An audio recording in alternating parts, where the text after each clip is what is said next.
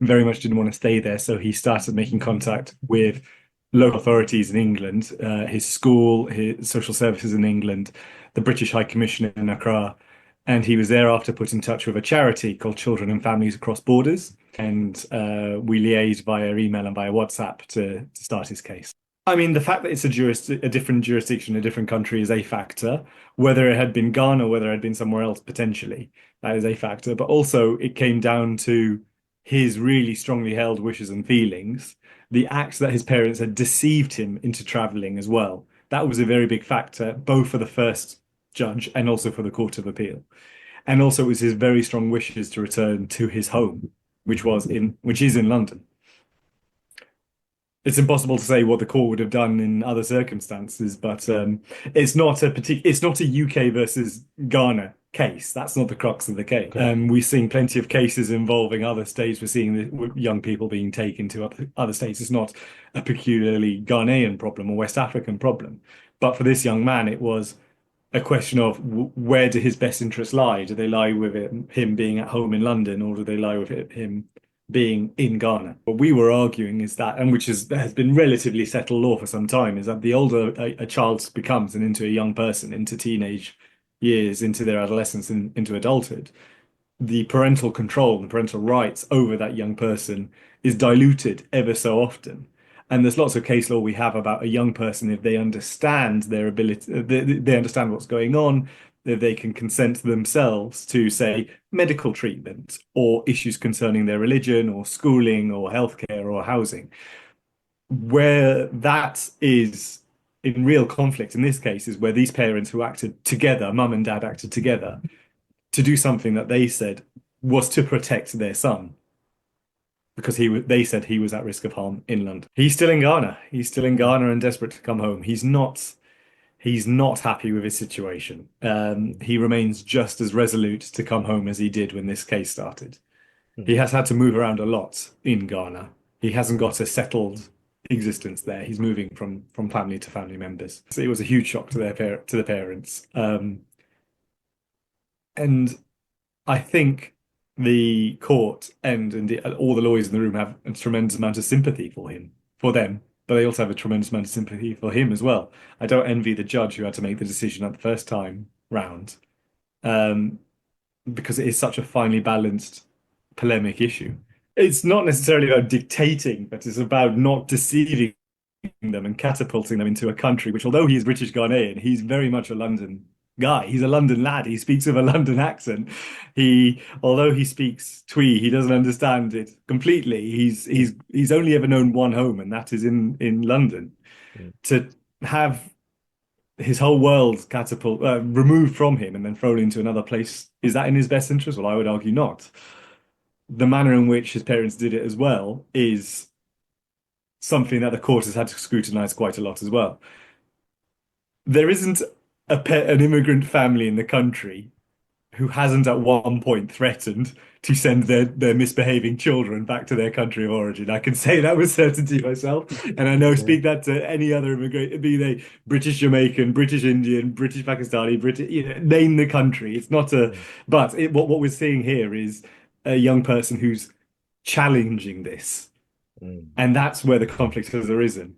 Um, and I think it is right for him to challenge this when he's been put in these circumstances. And I know your audience will know better than I will that how different life is in certain parts of Ghana or in any other country when it is compared to your life in London. Mm. This isn't the first time we've been involved in a case like this. I've had cases involving Nigeria, I've had cases involving young people in Pakistan, I've had people in the young people in the Caribbean where these things have happened. But before it is one parent has taken that child to that country and the other parent doesn't know about it, or the parents have done this and the child or the young person involved is 16 and over, and 16 is a very different age. It's where in the UK you get a lot of rights in your own right rather than being subject to parental rights, arguably. Um, I have received lots of calls and messages from people, innocent bystanders, people who have an opinion about it, British Ghanaians, Ghanaians themselves, People from African heritage who've said exactly the same thing. They have said, I've had two calls on the same day or two emails, one saying, this happened to me when I was a young lad. And if it didn't happen to me back then, I would have ended up in prison or I would have ended up being murdered or God knows what else.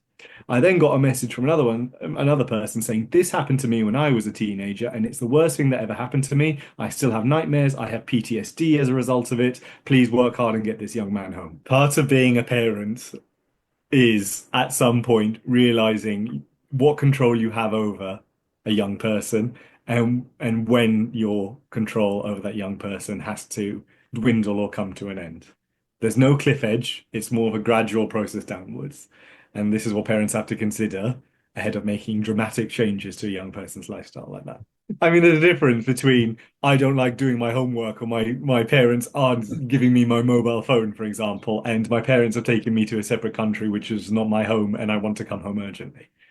And but Mm, similarly, if it was a young person who, for example, was being forced into a marriage or subjected to some re physical harm, then the court wouldn't think twice about exercising really strong measures of protection. And it mm, happens across the world that. And we see that day in, day out in the family courts in London.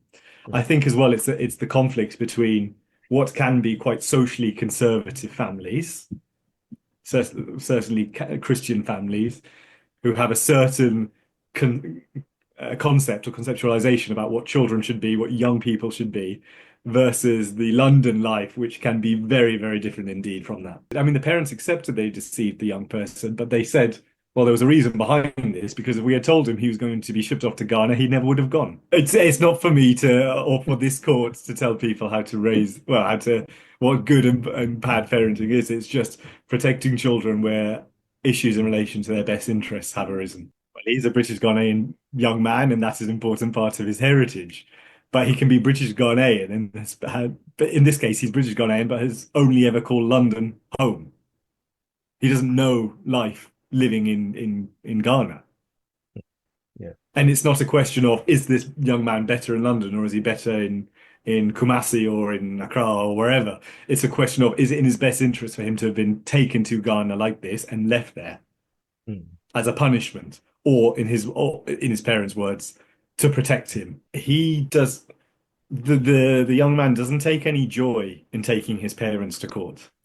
He's not relishing this and the slightest, and I dare say his parents aren't enjoying this process either. He's not doing this for fun or to shake up the tree to see what happens. He's doing this because he's that genuinely concerned. Um, the judge in the course of appeal implored both the parents and the young man to consider negotiations and discussions outside of court, taking a step away from the courtroom. And that's something we are following up with, and his parents are happy to discuss. I hope that bears some fruit. I hope it is positive that way. I think it's so finely balanced. I don't envy any judge having to make this decision.